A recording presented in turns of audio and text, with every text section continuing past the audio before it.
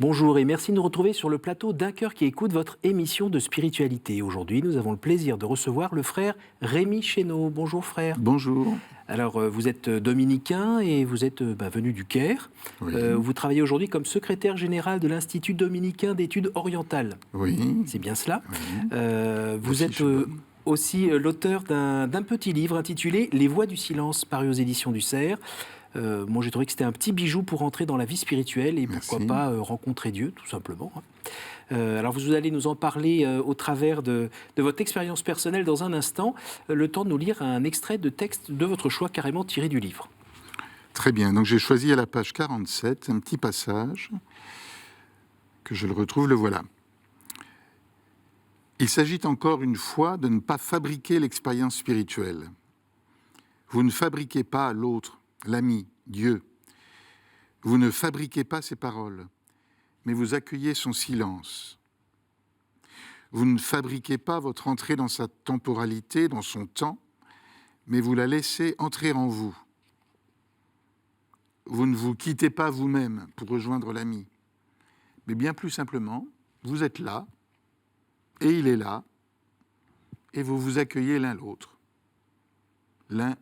avec un grand A.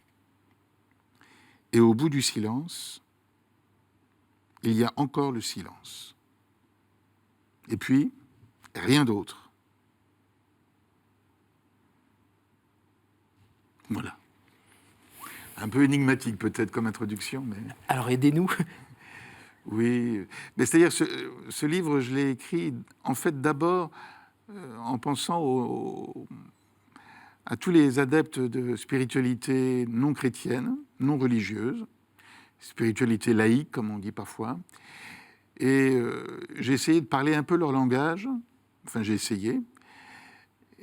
En fait, j'ai alterné. Chaque chapitre, il y a une première partie où je parle à ces gens-là, et à tous, en fait. Donc aussi aux chrétiens, parce que dans tout chrétien, il y a un non-chrétien qui dort quelque part. Et puis la deuxième partie, là, je parle de façon plus explicitement chrétienne. Mais c'était important à mes yeux d'épouser un peu ce qui se cherche aujourd'hui chez nos contemporains. Donc une expérience intime, intérieure, un peu spirituelle, qu'ils nommeraient pas, ou qu'ils n'oseraient pas nommer une expérience de Dieu. Mais voilà, donc j'ai essayé de m'adresser à eux et de leur présenter un chemin qui ne doit pas leur être complètement inconnu. En tout cas, c'est ce que j'imagine. Vous savez, moi, voilà, sur Air France, par exemple, vous avez des médias, des vidéos, vous pouvez regarder pour vous occuper pendant le voyage. Et il y a une section qui s'appelle méditation. Ça m'a un peu étonné, alors je suis allé voir. Donc, c'est les méditations non religieuses. On essaie de revenir dans le silence intérieur, le retour vers soi, se réapproprier soi-même, réapproprier ses émotions, tout ça. Savoir où on est, ressentir, respirer lentement. Voilà, ce genre de choses. Bon, c'est pas complètement idiot, hein. Et je pense que ça, les chrétiens ne savent pas trop le faire, en fait. Donc, ils ont quelque chose à y gagner. En Occident notamment, ou les chrétiens en général? Bon, en général, parce que... Je sais bien, on a en Occident, en tout cas, des idées très romantiques sur d'autres traditions qui seraient plus spirituelles. Bon, ok, les moines du mont Athos, eux, enfin, le russe moyen, il n'est pas au mont Athos, ou le grec moyen, et voilà. Non, je pense qu'il n'y a pas de distinction géographique à faire. Je pense que les chrétiens, on a un peu oublié le silence, parce qu'on nous parle constamment de la parole de Dieu. On a la Bible qui parle, c'est que des mots, la Bible, c'est pas du silence apparemment. Et donc on oublie souvent ce que justement ces partisans de traditions non religieuses mettent en premier. Le problème, c'est qu'ils s'arrêtent un peu là, à mon avis. Et donc moi, je veux les conduire un peu plus loin, tout en gardant les chrétiens vers ce qu'ils évitent, là où ils vont peut-être un peu trop vite. Vous qui apparemment êtes déjà allé un peu sur ce chemin-là, vous pouvez nous rassurer un peu sur cette zone où on essaye de faire silence, on arrête d'être distrait par notre musique, la télé, l'ordinateur, mon téléphone, enfin tout ce qui bouge dans tous les coins et qui me fait parfois un peu oublier ma condition. Finalement, quand on fait vraiment silence, on est seul ? La première expérience qu'on fait, c'est d'être seul. Et il y en a que ça angoisse d'ailleurs, hein, ou ça peut angoisser au début. C'est-à-dire qu'il y a... on est tellement seul qu'on fabrique quelqu'un. C'est pour ça que j'ai pris ces petits extraits sur la fabrication. On a tellement peur d'être seul qu'on fabrique. On fabrique un Dieu qu'on connaît déjà et qui voilà. Et on ne laisse pas Dieu entrer en fabriquant Dieu.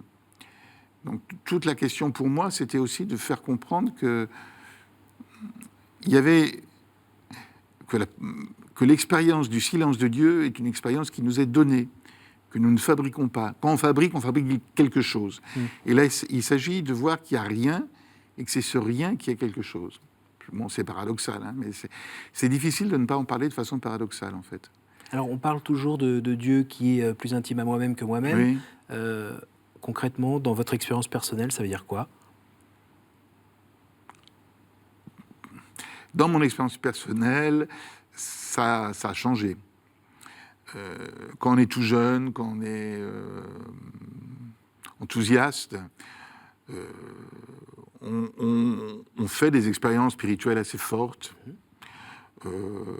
Genre veillée de prière. Oui, mais non, mais même prière personnelle intense, avec des moments émouvants, d'émotions, toute l'émotivité est mise en jeu, et c'est pas forcément mal, hein. Mais ça dure un temps.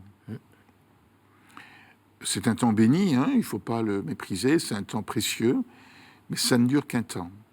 Et arrive un temps plus redoutable un peu, au début en tout cas, qui est le temps où on met en doute tout ça. On se dit, en fait, c'est moi qui me chauffe, voilà, et tout ça, je l'ai fabriqué, justement. On se met à douter. Et la période du doute, y compris du doute de la foi, est une période importante. Moi, quand j'ai été aumônier d'étudiants pendant 14 ans, je crois à peu près, hein, en grandes écoles en France. En région parisienne ? Oui, à Paris. Puis j'ai même été aumônier national. Bon. Et c'était votre formation de polytechnicien qui vous permettait de comprendre ce langage et cette sensibilité bon, j'en sais rien. Je sais pas. En tout cas, je m'y suis retrouvé. C'est pas vraiment moi qui ai choisi. Je me suis retrouvé là. Je m'y suis plu. J'avais presque le même âge que les étudiants. J'étais un peu plus vieux qu'eux, mais pas beaucoup plus. Puis ça a bien marché. J'étais heureux. Ils étaient heureux. Voilà. C'est pas plus compliqué que ça. La vie est toute simple souvent. Hein. Donc voilà, je suis là, je suis avec des étudiants, et je suis en train de perdre. Je ne leur raconte pas ça, hein, mais je suis en train de perdre intérieurement mes enthousiasmes initiaux dans la prière, une prière facile où je me mets à prier, je vis des choses, je vis plus rien, ma prière devient creuse, devient vide, ce qui est l'expérience, à mon avis, commune de la prière. Mais on croit que ce n'est plus de la prière. Or, c'est justement là que commence peut-être la vraie prière. Donc j'ai une expérience comme ça, très décapante, en fait. Alors, souvent on se prend pour des grands mystiques, alors on dit, ouais, ça y est, je vis la nuit de la foi, c'est très fort. Je suis Thérèse d'Avila. Je suis Thérèse d'Avila, je suis en train de... Voilà. Bon, faut peut-être dégonfler le truc. Oui, je vis quelque chose de décapant, mais bon, voilà, restons simples. C'est décapant, c'est tout. Mais avec l'expérience où on se sent finalement vraiment tout seul, avec une expérience existentielle où on ressent plus rien, ça c'est sûr. Oui. Mais même on doute, on est tout seul dans l'univers, avec même une expérience d'incommunicabilité avec les autres êtres. Non, pas à ce point-là. Non, pas à ce point-là. Enfin, moi, je n'ai pas vécu comme ça. D'accord. Non, c'était juste que je doutais, que je croyais à quelque chose, quoi. C'est quand même, c'est pas si facile. J'étais religieux, j'étais prêtre. Je commençais à se poser ces questions-là. C'est un peu... Et vous aviez une direction spirituelle ? Non, chez les Dominicains, on n'a pas d'accompagnateur spirituel comme dans beaucoup d'autres congrégations. On se confesse, donc on a un confesseur, et on a sinon la communauté qui nous accompagne, et le prieur, éventuellement, si on a un souci, mais on n'a pas ça. Donc voilà, je me battais un peu seul, en fait. Hein. Et je n'ai pas voulu tricher avec les étudiants. Les étudiants m'ont appris à ne pas mentir. En fait, ils le savent quand on leur ment. Donc, il ne faut pas leur mentir. Donc, ils me disent, c'est quoi ton expérience spirituelle ? Ben, je dis, c'est pas grand-chose. Hein, et puis, petit à petit, et c'est ce que je cherche ce à quoi le livre cherche à inviter, je me suis dit, finalement, cette expérience de rien, c'est peut-être ça, l'expérience de Dieu. C'est-à-dire qu'au lieu de prendre ce silence en retour comme un échec, comme une crise, comme quelque chose de tragique, je peux peut-être me mettre à aimer ça, à goûter ça. Pas facile à vendre au départ, hein, quand même. Non, c'est invendable. Mais... Enfin, quand on voit aujourd'hui, on se dit que ça vaut peut-être le coup quand même. C'est gentil, mais moi je crois, hein, c'est pour ça que j'ai écrit le bouquin. C'est pas pour ça que j'ai écrit le bouquin, mais voilà. Je pourrais vous raconter si vous voulez. Mais l'idée, c'est de goûter le silence pour le silence et de se dire, finalement, la voix de Dieu, plus que les mots, et là il y en a plein la Bible. Hein. La Bible, c'est un gros bouquin, il y a plein de mots. Oui. Plus que tous ces mots-là, qui sont importants, qui sont bien, etc., la vraie voix de Dieu, c'est du silence. VOIX ou VOIE? VOIX, la voix, celle que je n'ai pas aujourd'hui. Voilà. Donc la voix de Dieu, c'est peut-être quand il se tait qu'il parle le plus. Pour faire des trucs un peu faciles. Hein. Donc un peu... voilà. Quand le Christ est en croix, il ne dit plus rien, et c'est là qu'il en dit le plus. Bon, c'est un peu facile, hein. Faut pas trop filer les métaphores. Alors, comme ça. Comme on est juste des êtres humains et pas des purs esprits, est-ce qu'il y a quand même un moment où, dans ce silence, vous avez fini par, peut-être par, je vais dire ressentir, mais c'est peut-être pas ça, mais à être conscient qu'il y a vraiment quelqu'un qui est présent tout entier. Oui, c'est la foi. Voilà. C'est là que la foi commence, en fait. Mais si vous voulez, c'est complexe, hein, parce que en même temps, il y a la lecture de la Bible. Bon, nous, depuis le noviciat, on lit la Bible tous les jours, voilà, bien régulièrement. Bon, la lecture divina, tout ça, ça nourrit, et puis ça construit un univers culturel chrétien. J'ai un univers, des repères d'interprétation, ça fait des grands mots, de compréhension du monde, qui sont tous chrétiens maintenant. C'est-à-dire tout est façonné... Puis aussi, à force de répéter, de relire, on finit par faire un peu sien. Je ne veux pas parler de parole opérative, mais limite, ça nous change, en fait. Ça nous transforme, cette lecture. Oui, ça nous transforme. Il y a aussi le fait de célébrer les sacrements. Enfin, moi, je suis prêtre, donc voilà. Le fait de prier avec l'office, avec la communauté, tout ça. Ça doit être pas mal aussi de célébrer la messe quand on est en grosse période de doute. C'est une expérience un peu bizarre, non ? Oui, mais alors... Je ne veux pas donner l'impression que j'étais en période de doute générale. Enfin, je sais pas. Oui. C'était pas une crise de foi grave. C'était plutôt spécifiquement pour la prière. D'accord. Est-ce que la prière, c'était du... Voilà, le moment de la rencontre, finalement, tout d'un coup... Est-ce que je ne m'étais pas bercé d'illusions, de paroles, de mots, justement? Alors, se débarrasser de tout ça, c'est quand même utile. Et là, j'ai perdu mon fil. Non, parce que finalement, vous avez fini par, justement, vivre ce silence et de choisir de le vivre. Et finalement, vous allez finir par rencontrer Dieu, le vrai Dieu, et pas celui de votre imagination ou celui qu'on se fabrique. C'est là que je ne serais pas d'accord avec vous. Il ne s'agit pas de rencontrer le vrai Dieu qu'on aurait loupé avant. Il s'agit plutôt de découvrir un autre plan où on peut le rencontrer d'une façon beaucoup plus... authentique ? Non, pas forcément. Gratuite ? Gratuite, oui, sans doute. Mais sans mots, justement. Donc, c'est un mot compliqué que j'ai dans le livre, c'est non thématisé. C'est-à-dire qu'elle n'est pas inscrite dans tout un système de compréhension. En plus, moi, j'ai fait de la théologie, le Père, le Fils, le Saint-Esprit, les dogmes, tout ça, ça habite, ça construit un univers. Et il s'agit de retrouver une expérience de Dieu qui ne soit pas surchargée de tout ça, qui soit déchargée de tout ça. Donc il y a une certaine liberté, en fait, une certaine légèreté. Mais je ne dirais pas que c'est un Dieu plus authentique. Ce que dit la théologie n'est pas inauthentique. J'étais prof de théologie, je ne vais pas me mettre à dire le contraire. Mais dans votre expérience de foi personnelle, finalement, vous êtes peut-être plus rapproché de Dieu que vous ne l'étiez avant ? C'est ça que je voulais dire. Oui, ben je ne sais pas. Ça. Puis ça ne veut rien dire, en fait. Ça veut dire quoi, être loin de Dieu ? Oui, non, je ne sais pas ce que ça veut dire, en fait. Non, je pense que non. Et si on vous demande aujourd'hui qui est Dieu, vous me répondez quoi ? Ah ben, je peux répondre plein de choses. Je peux vous sortir toute la théologie, toute celle que je connais. toutes celles que je connais mal, je vous le dirai mal, le catéchisme, tout ce que vous voulez, tout ça c'est vrai, le credo, voilà. Et puis je peux vous dire, c'est la voix d'un silence ténu. C'est la traduction là de donc Élie sur la montagne. C'est pas dans l'ouragan, c'est pas dans la tempête, c'est pas dans le vent, c'est dans la voix d'un silence. Alors, on dit une brise légère, souvent la traduction, mais si on prend les mots hébreux, c'est la voix d'un silence. C'est un oxymore, c'est-à-dire un truc contradictoire. Mais oui, mais c'est ça. Et est-ce que vous vous souvenez d'un moment où vous avez compris ça?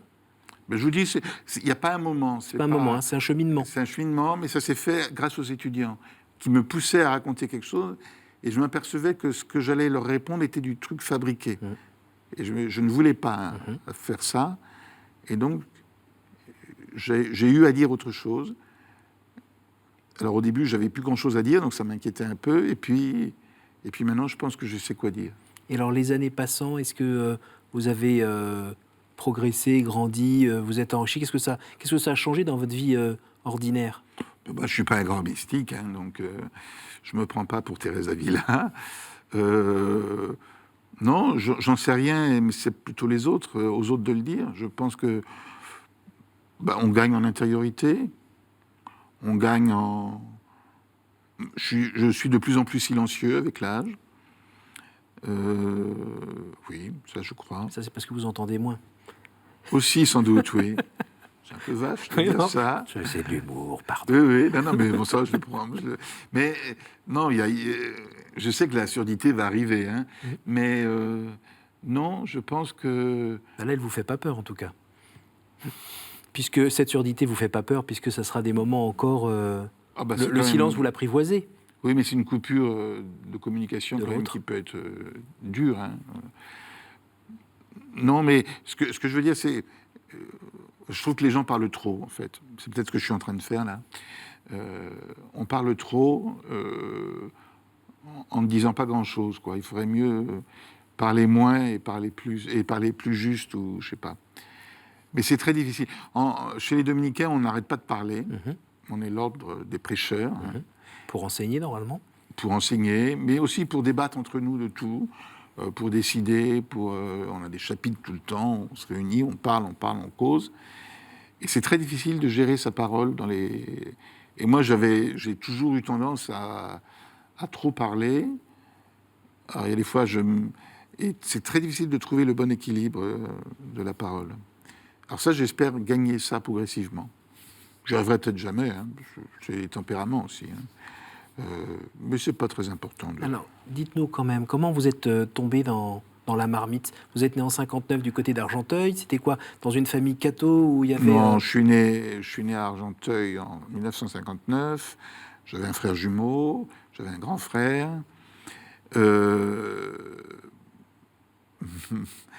Ma mère n'était pas du tout catho-friendly, on va dire.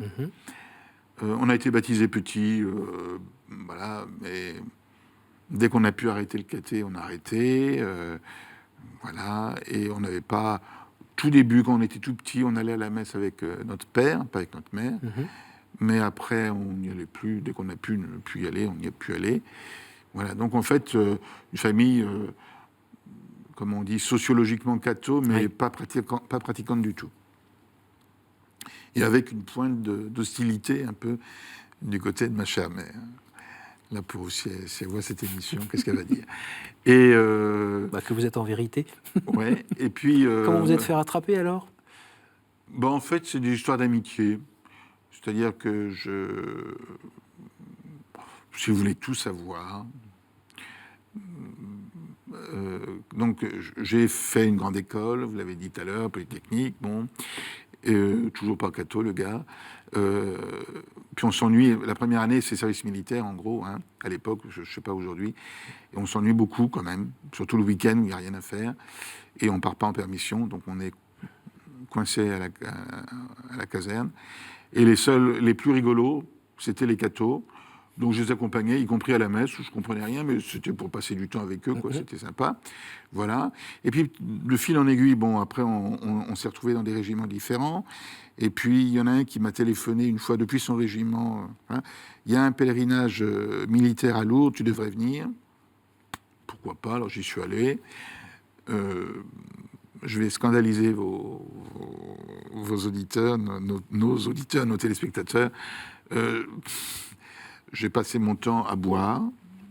J'ai fait tous les cafés. De l'eau de Lourdes. Non, pas de l'eau. Les cafés de Lourdes, voilà, j'ai fait, voilà.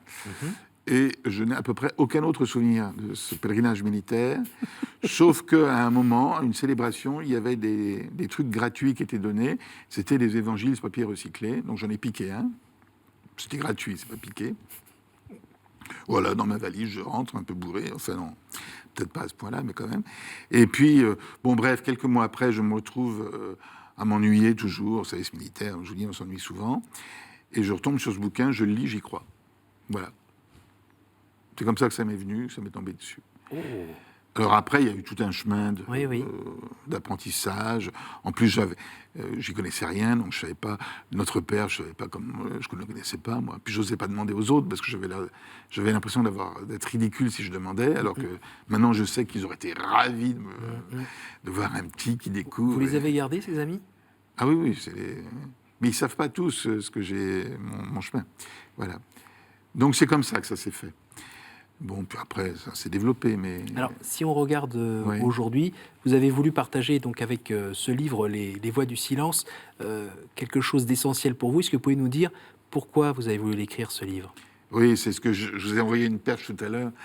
En fait, j'ai un ami qui n'allait pas très bien, avec qui j'ai mangé un soir. Vous allez me prendre pour un ivrogne, parce que là aussi, on a beaucoup bu. Mais c'est parce qu'il avait besoin de boire, en fait. Comme un Français. Comme un Français. On a beaucoup bu, mais on n'était pas... C'est resté raisonnable. Enfin, bon, on était un peu éméchés, un petit peu... Lui, il avait pleuré quand même pas mal. Il souffrait beaucoup, on racontait des trucs. Et il s'était beaucoup livré. C'était touchant. J'étais ému par sa confiance et tout ça. Et puis, l'alcool aidant, bon, on est un peu plus émotif encore. Et puis, à un moment, il me demande, et toi, ta vie spirituelle, c'est quoi? C'est tombé comme ça, boum. Et là, vu qu'il s'était beaucoup livré, je me suis senti tenu. En plus, je l'aime bien, il n'y avait pas de me forcer un peu, alors que j'aime pas ça, me livrer un peu là-dessus. Et donc, j'ai commencé à essayer de répondre quelque chose, en me disant, mais qu'est-ce que je vais lui dire? Et je me suis aperçu que j'avais quelque chose à dire. Et je l'ai mis par écrit. Voilà, c'est comme ça que c'est né, c'est étrange. Hein. Extra. Alors, on arrive, hélas, déjà à la fin de cette émission. Bon, ça va vite, finalement. Mais je vais vous poser nos 3 questions rituelles. Ah. Quel conseil donneriez-vous à quelqu'un qui vous dirait « J'ai envie de rencontrer Dieu, par quoi dois-je commencer ?» Par l'écouter, même s'il se tait. Quel est votre héros, votre saint, la personne que vous trouvez admirable? Moi, j'ai un grand attachement, pas à Saint-Dominique, mais je pensais à Charles de Foucault, même si... alors pour le coup, c'est un verbomoteur. Hein. Quand il se met à écrire, il écrit. Mais derrière ce côté débordant de paroles, il y a justement un homme, une profondeur, d'une assise. Voilà.